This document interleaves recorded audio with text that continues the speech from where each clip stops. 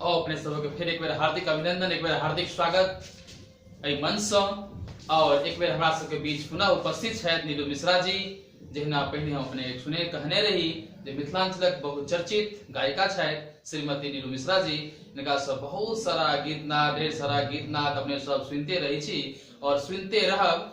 आओ एक बेर नम्र निवेदन नीलू मिश्रा जी से अपने सबके बीच एक सुंदर सन मैथिली गीत परोसै, तो आओ सुनल जाओ नीलू मिश्रा जी से।